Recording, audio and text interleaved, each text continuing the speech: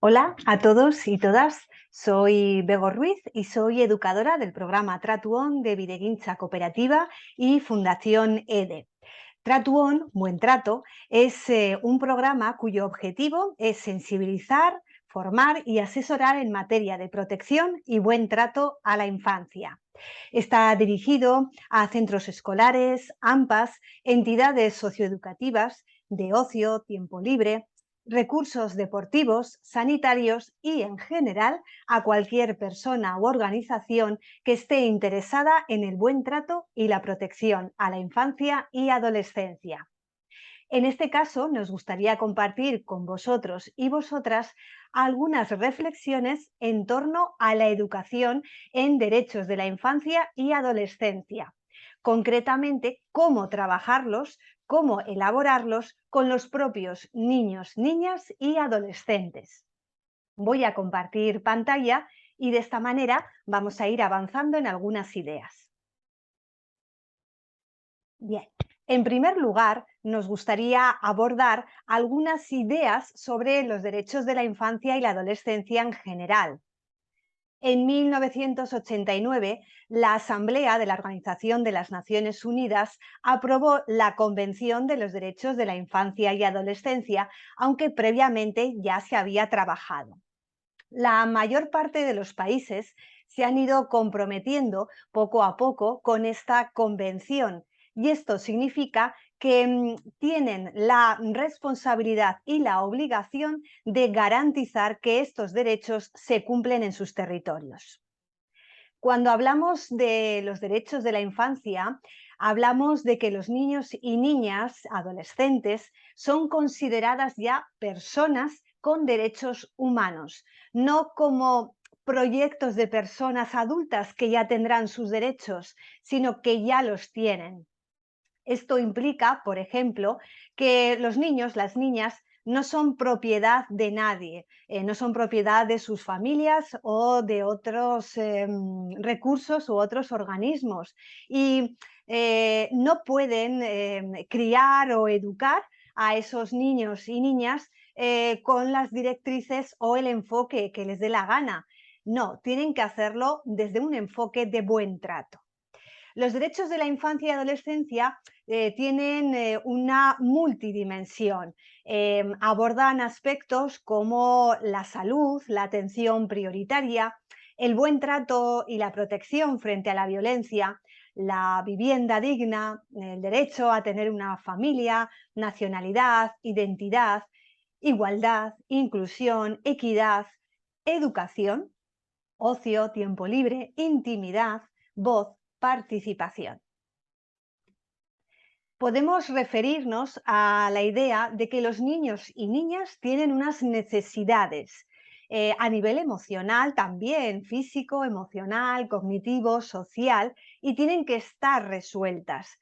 Podemos ver también la idea de que necesitan unas condiciones para poder desarrollar sus competencias de vida en bienestar.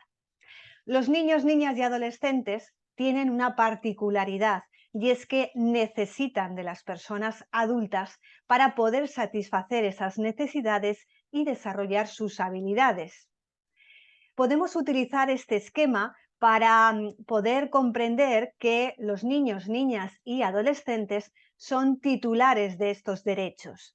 Y hay otras personas que son, por ejemplo, titulares de responsabilidad. Son las responsables de una manera más directa de que esas necesidades y esas habilidades de vida puedan darse. Padres, madres, tutoras, profesorado, educadores, personal sanitario y en general las personas adultas de la comunidad. Eso sí, necesitan tener unos recursos y alguien tiene que velar por que tengan estos recursos y por que satisfagan adecuadamente esas necesidades.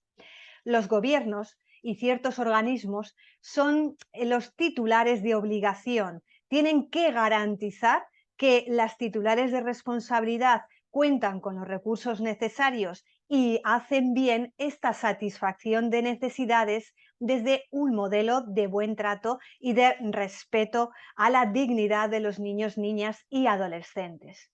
Si esto no es así, tienen que adoptar una serie de medidas.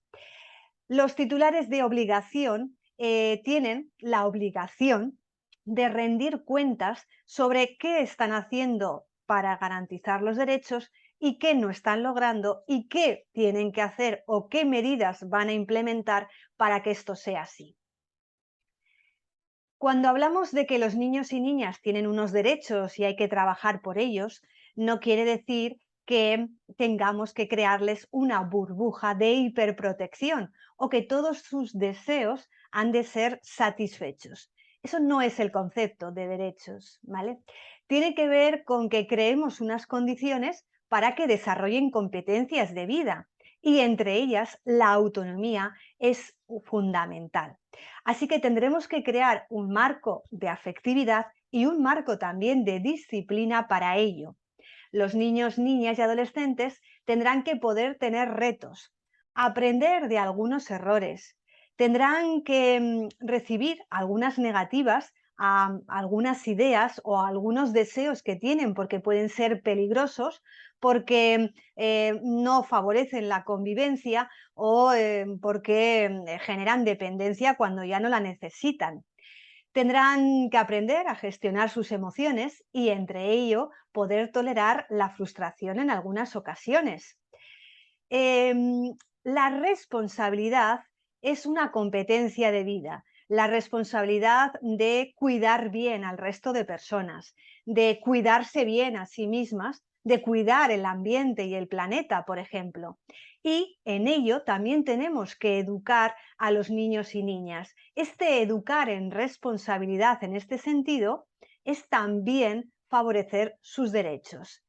Podríamos decir que esta última parte tiene que ver con lo que a veces se dice derechos y también deberes.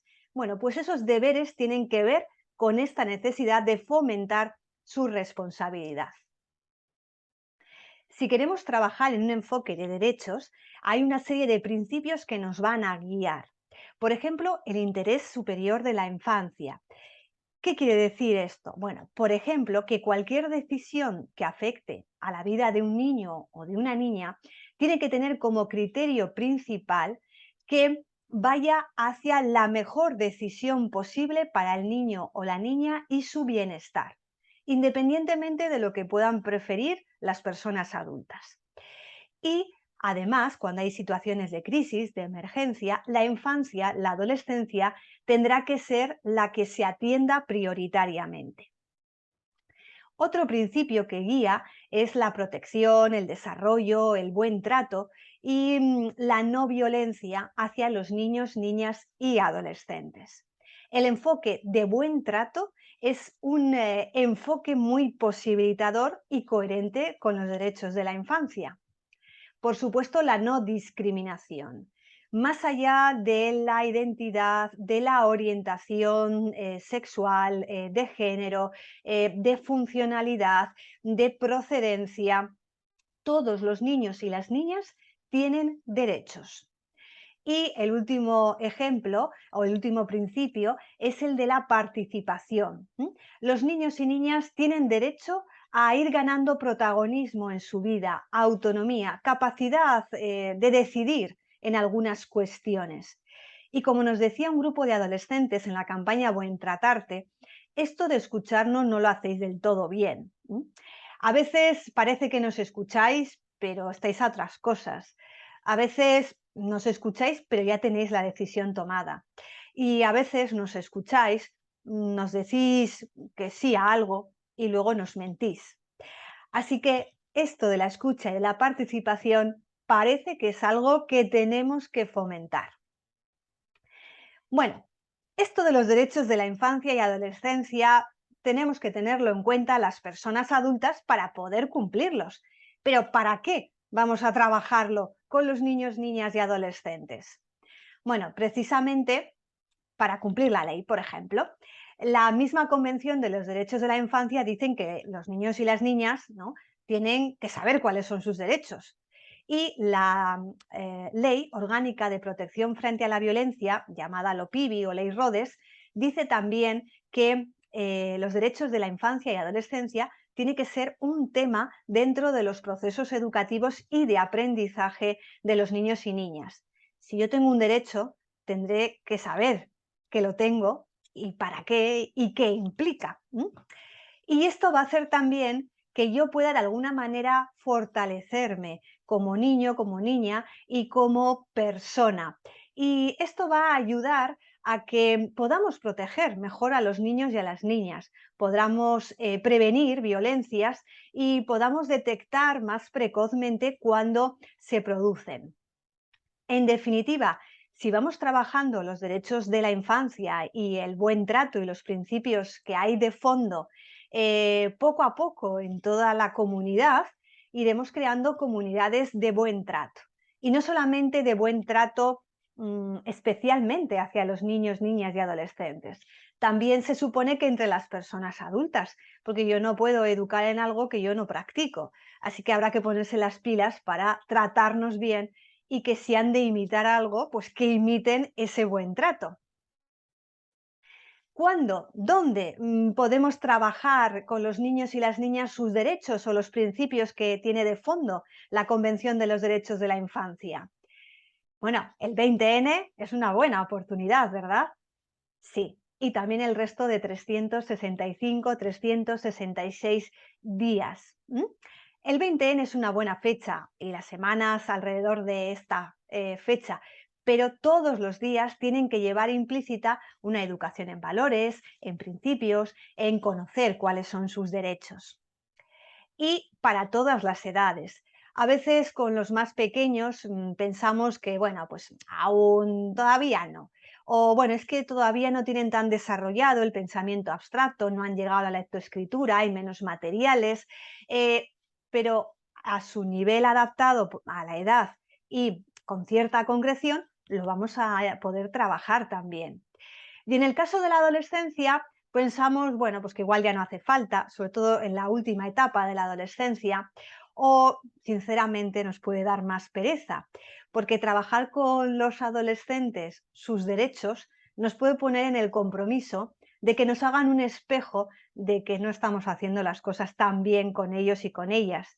Y también requiere que les expliquemos el verdadero sentido de los derechos de la infancia y adolescencia, que tiene que ver mucho más allá que cumplir todos sus deseos y que precisamente el ponerles unas normas y unos marcos de seguridad implica garantizar sus derechos en algunas ocasiones. Trabajémoslo a nivel transversal. Hacer unas acciones, unos talleres, unas jornadas especiales sobre derechos de la infancia, estupendo. Pero metámoslo dentro de todo el currículum educativo de nuestro grupo de ocio, de nuestro proyecto educativo, socioeducativo, de nuestro proyecto deportivo. De hecho, un poco es también lo que marca la Ley Orgánica de Protección a la Infancia.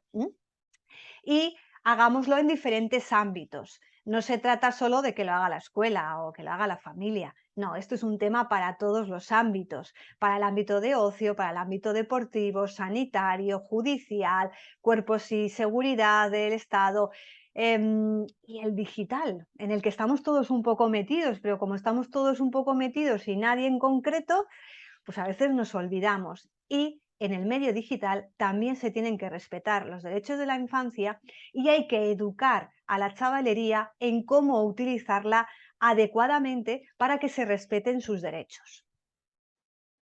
Vamos a ver algunas claves sobre contenidos o metodologías que podemos utilizar a la hora de educar a los niños y niñas o favorecer procesos de aprendizaje, que me gusta más la palabra, con ellos y con ellas. Sobre los contenidos, vale, bien, pero ¿yo qué trabajo? Bueno, pues podemos trabajar con ellos pues la asistencia de los derechos y su sentido, que sepan que tienen unos derechos, pues ajustándonos a su edad, a sus características, a su capacidad, explicando bien el sentido. Podemos coger algunos derechos en concreto y trabajar un poco su fondo. Podemos valernos de situaciones cotidianas que estemos viviendo, situaciones sociales que se estén dando o viendo un poco los diagnósticos que se están haciendo sobre necesidades no resueltas de niños y niñas y adolescentes. No sé, por ejemplo, podemos abordar el derecho a la salud, una alimentación sana o la salud mental, o el derecho, por ejemplo, a vivir en paz y todo lo que tiene que ver con poder acoger a personas que están viviendo procesos de guerra en sus países. Vale, una pregunta puede ser, hombre, pero no me puedo dedicar todos los días a trabajar. ¿Qué son los derechos? ¿Qué sentido tienen? No. Bueno, quizás sí, pero trabajar los derechos de la infancia con los niños y las niñas implica también poder trabajar los principios que guían los derechos de la infancia. Es decir, por ejemplo, el buen trato, el no a la violencia, la igualdad, la inclusión, la participación, ¿vale? Y eso sí que como principios y los valores que hay detrás los podemos trabajar de forma transversal y todos los días. También sería interesante poder abordar con ellos y con ellas factores protectores o factores promotores de la resiliencia. La resiliencia es esa capacidad que tenemos las personas para poder afrontar situaciones complicadas, difíciles y salir más o menos airosos, incluso fortalecidos a un nivel emocional. Es muy interesante ir creando como un reservorio en los niños y niñas de fortalezas, de herramientas que puedan tener y que les van a ayudar a sobrellevar las situaciones buenas de la vida y las situaciones que a veces no son tan buenas y son imprevisibles, como un accidente o como una pandemia, por ejemplo. ¿De qué elementos estamos hablando? Pues de cómo identificar, expresar y gestionar las emociones, de cómo meter en tu vida elementos antiestresantes, de cómo pedir ayuda, a quiénes pedir ayuda, cómo ayudar, el sentido del humor, cómo resolver problemas, cómo resolver conflictos, cómo introducir la variable de la solidaridad en la vida como una forma de trascendencia. Todo eso lo podemos incorporar también a la educación en diferentes niveles. Siempre que trabajemos la participación, su pensamiento crítico, la escucha, estamos trabajando los derechos de la infancia también, el principio ese de participación y que es fundamental también para crear factor de resiliencia. ¿Seguimos? Vale. Vale, ¿y cómo lo hacemos, no? ¿Cómo lo trabajamos? Vale, tenemos ya unos contenidos en la cabeza, pero bueno, ¿cómo lo trabajamos? Bueno, la mejor forma es hacerlo en el día a día, incorporándolo en las dinámicas que ya tenemos. Y en esto de las dinámicas que ya tenemos en el aprendizaje, Pepa Horno, experta en protección a la infancia y en educación a nivel internacional, nos recuerda, ojo, que todo, en general, todo aprendizaje requiere que abordemos el eje racional, emocional y corporal. Y en esto de educar en buen trato, en los derechos de la infancia, en factores de resiliencia, pues también hay que razonarlo, hay que, no sé, hay que poner en marcha funciones ejecutivas, pero sobre todo la parte de qué resonancias emocionales hay en los niños, qué sentimientos tienen, qué sensaciones corporales, cómo podemos utilizar, ¿no?, dinámicas corporales que van a hacer que los aprendizajes se engramen mejor, o cómo poder tener en cuenta engramas de malestar que hay allá en el cuerpo de niños y niñas. Todo eso es importante. Lo mismo que poder ofrecer oportunidades de aprendizaje que tengan en cuenta los diferentes canales de procesamiento de la información, el kinestésico, el visual, el auditivo. Todas las personas parece que tenemos uno o dos más desarrollados que el resto, ¿no? Entonces, la idea es, bueno, pues poder adaptarnos en la medida que podamos a cada niño o cada niña, o si no, sobre todo, ofrecer aprendizaje en estos tres canales. La expresión artística variada recoge un poco todo esto anterior, ¿no? A través del arte podemos hacer un abordaje emocional de todos los aprendizajes. Y en este caso, cuando hacemos aprendizajes que tienen que ver con valores, con principios de vida, fundamental que podamos hacer una expresión artística de ello y también que lo podamos elaborar a nivel cooperativo. El trabajo cooperativo en sí ya es un factor de resiliencia, porque vamos estimulando que los niños y niñas vayan aprendiendo a dar ayuda, a pedir ayuda, a ver cómo llegar a una meta común de una manera adecuada, a resolver conflictos y proponerles experiencias educativas de trabajo cooperativo no es solo juntarles en grupos pequeños, sino es ir dándoles opciones de trabajar cooperativamente y algunas herramientas de cómo se hace, ¿no? Más allá del modelado que podemos hacer, por supuesto, que todos y todas sabemos como adultas que esto de trabajar cooperativamente tampoco se nos da tan bien, tan bien. Así que, bueno, nos tendremos que poner un poco las pilas para trabajar cooperativamente también dentro del equipo de entrenadores, entrenadoras, dentro del claustro, dentro del conjunto de educadores y educadores, intersistemas incluso. Bueno, ¿qué es lo que puede ocurrir cuando trabajamos los derechos de la infancia, el buen trato, la no violencia, la prevención del abuso sexual, del acoso? Pues que a la hora de trabajarlo, escuchemos o detectemos que hay niños, niñas que están sufriendo violencia o con los que no se están respetando los derechos básicos. Incluso pueden hacernos revelaciones directamente. Tendremos que estar entrenados para escuchar bien, para detectar, porque a veces es más evidente y otras veces menos.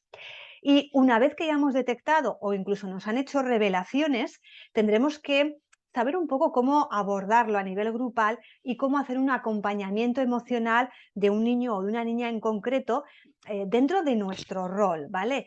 Y será importante que conozcamos cuáles son los protocolos de actuación y de derivación si son necesarios.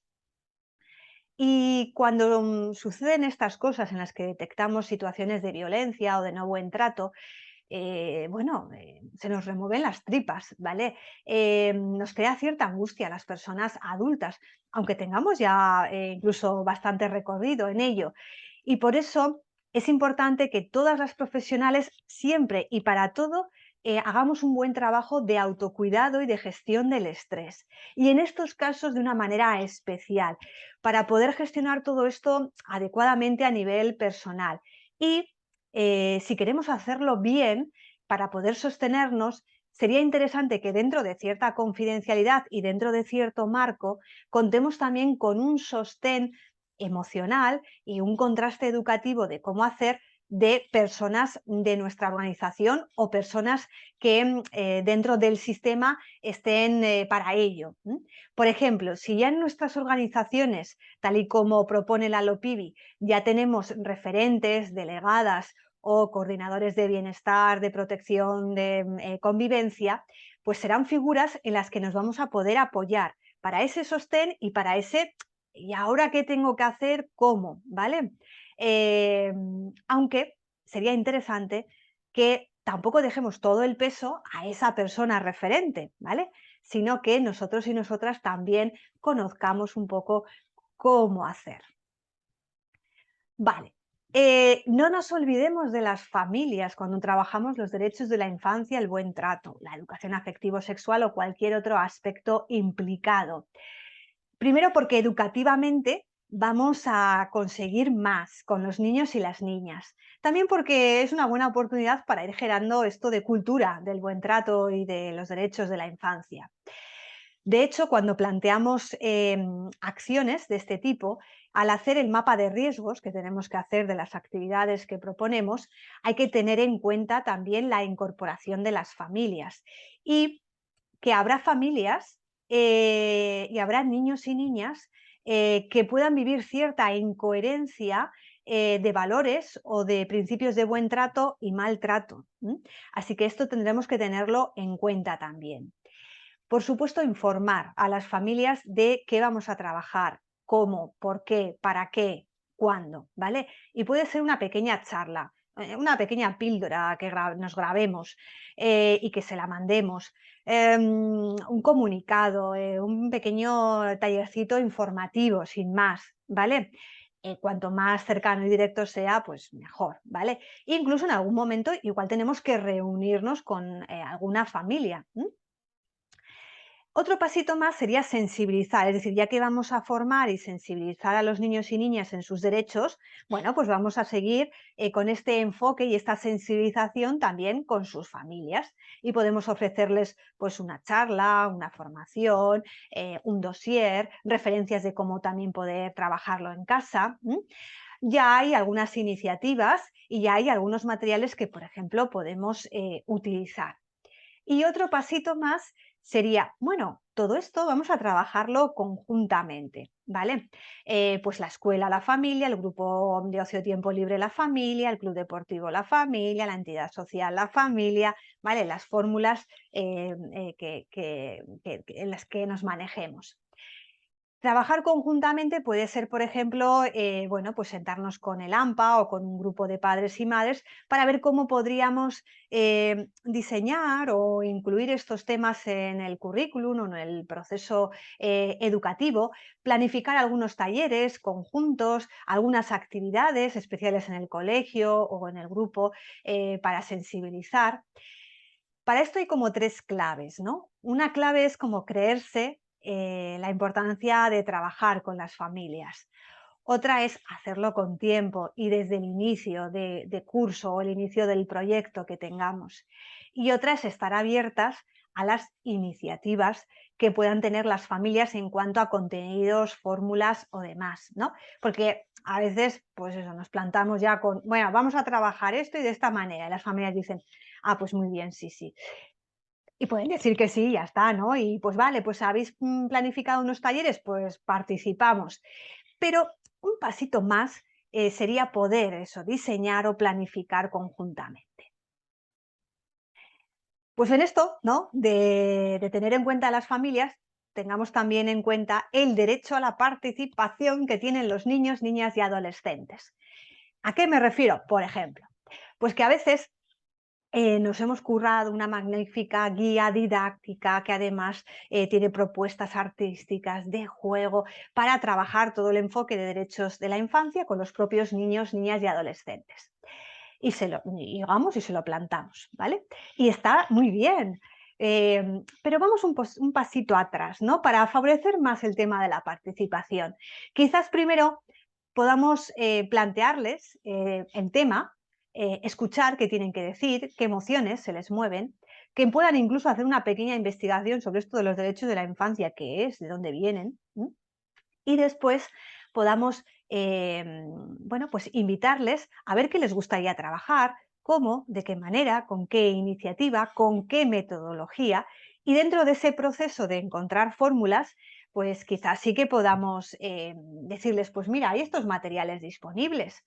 Y bueno, pues puedan decir, bueno, pues no sabemos muy bien cómo, o bueno, pues nos gusta más este material, o mira, de los que nos ofreces, no, vamos a hacer otra cosa, ¿vale? Eso es también favorecer la participación en esto de educar en derechos de la infancia y adolescencia. Y podemos incluso ir un pasito más allá y es invitarles, habiendo hecho los pasos previos, a crear alguna iniciativa o alguna dinámica o alguna acción, no solamente que implique trabajar los derechos de la infancia en su grupo, ¿no? En su clase, en su grupo Scout, sino con otros grupos de clase, con otros colegios, con otros grupos de ocio y tiempo libre, con otros clubs deportivos o hacer algo de sensibilización en la propia comunidad, en unas jornadas infantiles juveniles que haya ya en el barrio o que podamos ir creando. Esto es muy interesante. Dos claves. Bueno, tres claves. Como he dicho, paso previo, no vamos a meternos en este, ¿no? Sin haber hecho otros procesos anteriores de otros niveles de participación. Dos, ser honestos, honestas con el alcance de lo que podemos hacer, en cuanto a con cuántos recursos contamos, a nivel material, a nivel económico, a nivel de tiempo, ¿m? Y pues, las expectativas. No vamos a cambiar el barrio con esta iniciativa. Vamos a contribuir a hacer cosas, a crear pensamiento que junto con otras iniciativas van a tener su relevancia. No vamos a hacer que el alcalde ponga, no sé, unos estupendísimos columpios con el techo solo con esta iniciativa. O igual sí, pero bueno, quiero decir que no vendamos motos excesivas, ¿vale? Sí, motivar y entusiasmar, pero bueno, dentro de un marco.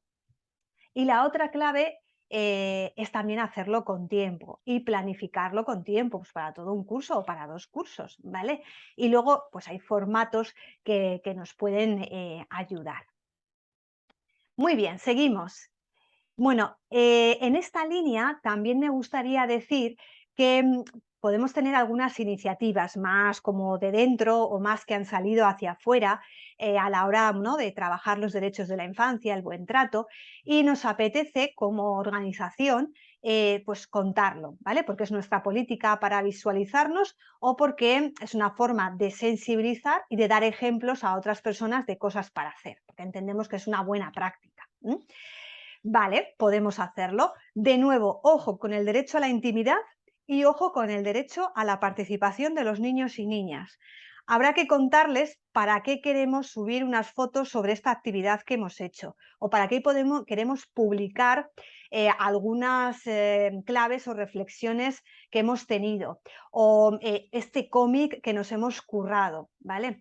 Tendremos que pedirles permiso, aunque legalmente con contar con el permiso de las tutoras legales, ¿vale? Pues nos serviría, pues sería interesante dentro de la edad, dentro de la acción, dentro, bueno, pues de lo posible, como pedirles permiso para hacerlo, ¿vale? Y cuidar un poco si hay algunas cosas que a alguno le dan realmente, pues no sé, no le gustan nada, bueno, pues ver si lo podemos hacer un poco de otra manera. Y también preguntarles, oye, ¿y cómo os gustaría, ¿no?, trasladar esto que hemos hecho a otra gente, comunicarlo, difundirlo, ¿no?, con unos límites?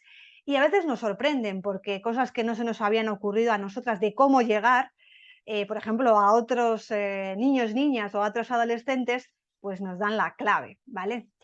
También lo mismo que antes, honestidad en el alcance, ¿vale? Porque publiquemos esto y pues va a tener una repercusión y va a ser súper positivo para el buen trato a la infancia.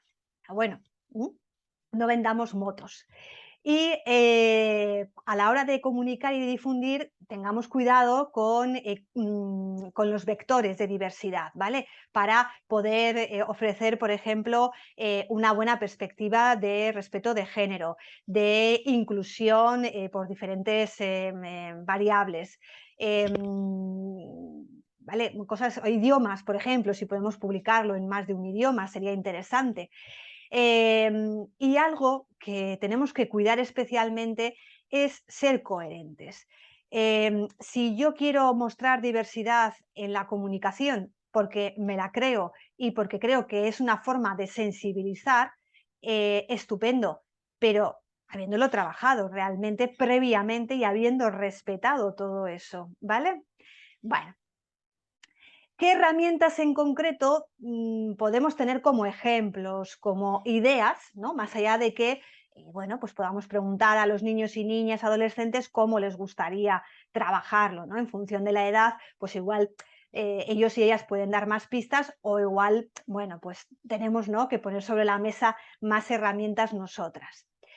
Vamos a ver algunos ejemplos, como por bloques, ¿vale?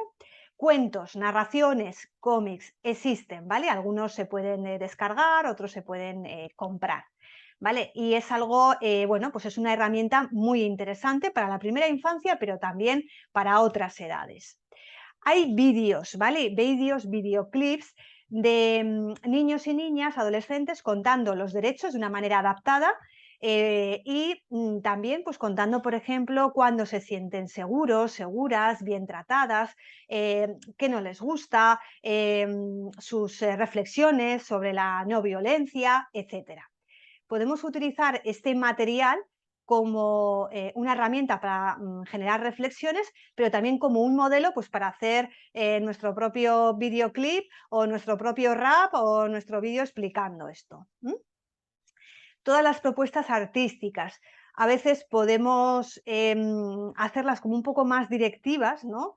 Y otras veces, que es muy interesante, podemos abordarlo desde el arte conceptual, ¿no? Si la idea un poco desde el concepto de derechos de la infancia, de buen trato, de lo que a vosotras os resuena con eso, bueno, pues que libremente, a nivel individual o a nivel grupal, podáis hacer una propuesta artística, ¿no? Una danza, un teatro, un collage, pintura, modelado, performance, ¿vale? Todas las fórmulas que se nos puedan ocurrir pueden ser. Propuestas de juego creativo, ya hay algunas propuestas pues, para jugar con este tema, ¿vale? A veces son juegos de mesa, a veces son juegos como para hacer en movimiento, para hacer en grupo, para crear.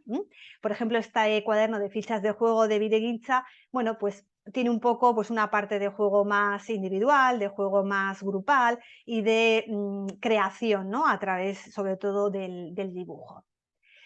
También ya hay como unas guías didácticas en las que se nos proponen unos talleres o unas actividades a poder plantear a los niños, niñas y adolescentes. Muchas veces incluso incluyen, ¿no? Pues herramientas anteriores. Entonces, son una buena oportunidad, no sé si tanto para llevarlas a cabo tal y como aparecen en la guía, que también, sino para coger ideas y ya adaptarnos un poco a nuestro grupo, sus características, la edad y los intereses y motivaciones que puedan tener. Y también hay algunas propuestas para trabajar los derechos de la infancia o el buen trato con las familias, o para darles ideas de cómo trabajarlo ellas en casa, ¿vale? Entonces, es verdad que todavía no hay muchísimos ejemplos escritos y sistematizados de buenas prácticas o materiales, pero va habiendo. Y algo que sí que nos gusta siempre recordar es que a veces nos liamos, ¿no? la manta a la cabeza y creemos que es necesario trabajar esto con los niños y las niñas y buscamos propuestas o incluso les escuchamos a ver cómo lo quieren hacer, pero no tenemos una formación de fondo en el enfoque de derechos a la infancia. Y claro, no es lo mismo, ¿vale? Entonces, sí que sería interesante que las personas en general, hagamos estos talleres, estas actividades o no, tengamos esa formación, ¿vale? De hecho, la LOPIBI también plantea que todas las personas que acompañan a infancia y adolescencia tienen que estar formadas en derechos de la infancia. Incluso en los grados y posgrados se va a pedir que haya algunos contenidos o algún módulo sobre este enfoque, ¿vale? En aquellas disciplinas en las que se tenga luego que acompañar a niños, niñas y adolescentes, ¿vale? Así que es una muy buena oportunidad para seguir formándonos en algo que no solamente va a repercutir positivamente en los niños y niñas, sino también en nosotras mismas. Y dicho todo esto, pues lo que ya todas sabemos, que la principal herramienta de trabajo y de acompañamiento a los niños y niñas, estemos en el ámbito que estamos, somos nosotras mismas. Y en la medida en que nos vean tratarles bien a los niños y a las niñas, ¿no? A sus compañeros, compañeras o vecinos, vecinas, niños, niñas del barrio, pues será más fácil que imiten ese tipo de comportamientos, ¿vale? En la medida en que nos vean que solucionamos los conflictos entre personas adultas de una manera adecuada y nos tratamos bien, pues será más fácil de que también nos imiten. Y en la medida en que vean que yo me trato bien a mí misma, será más fácil que, bueno, pues tenga interés en tratarse también a sí misma o a sí mismo. Así que el buen trato, ¿vale? Que es una guía, un principio que rige los derechos de la infancia, implica que yo les trate bien, que trate bien al resto de mis colegas y mis personas adultas y que me trate bien a mí misma. Y todo esto es un reto también. Bueno, en estas páginas web, buentratarte.blogspot.com y tratuon.org, podéis encontrar ejemplos ya más concretos de herramientas, de guías didácticas, de juegos, de propuestas creativas, de canciones, de guías para las familias, cursos online gratuitos para las familias sobre este tema. También podéis escribirnos a tratuon@videguincha.org o a nsalmartin@edefundacioa.org y os podremos facilitar pues más profundización en alguno de estos temas que os haya interesado o pues ejemplos de herramientas que no estén colgados ahí pero que bueno pues queráis conocer, ¿sí? Vale. Y bueno, para acabar, pues decir que desde Tratuon, este servicio de sensibilización, formación y asesoramiento en protección y buen trato a la infancia, estamos disponibles para cualquier iniciativa que tengáis a la hora de sensibilizar en estos temas de buen trato a la infancia, a través de charlas, a través de talleres, de campañas, de estudios. También podemos acompañaros haciendo diagnósticos de cómo está vuestra organización en tema de protección a la infancia y asesoraros a la hora de crear las necesarias políticas de protección a la infancia organizacional, códigos de conducta, procedimientos y protocolos en caso de violencia, estándares de participación, elementos a seguir en los procesos de acogida y selección de personal, liderazgos para el buen trato. Cómo hacer una buena difusión y comunicación que respete los derechos de la infancia. Y también podemos acompañaros en formaciones sobre competencias profesionales, cómo aplicar la normativa legal sobre protección y buen trato, en temas como cómo favorecer la resiliencia, disciplina positiva, resolución positiva de los conflictos, o mejor dicho, me gusta decir transformación positiva de los problemas, en gestión emocional intra e interpersonal, gestión del estrés y autocuidado, afectividad y bueno, cualquier otra área, ¿no? O cualquier otra área que os sea interesante y que sepamos que va a repercutir positivamente en el acompañamiento que hacemos a niños, niñas y adolescentes y también a nosotras mismas. Bueno, mila esker, muchas gracias y nada más, me despido ya. Espero que estas reflexiones hayan sido de vuestro interés. En algún momento haya un clic, ¿no?, que se ha activado por ahí, alguna idea que os está rondando para hacer algún cambio o alguna iniciativa. Y para lo que queráis, ya sabéis dónde estamos. Y nada más, muchas gracias y nada, un abrazo. Hasta la próxima.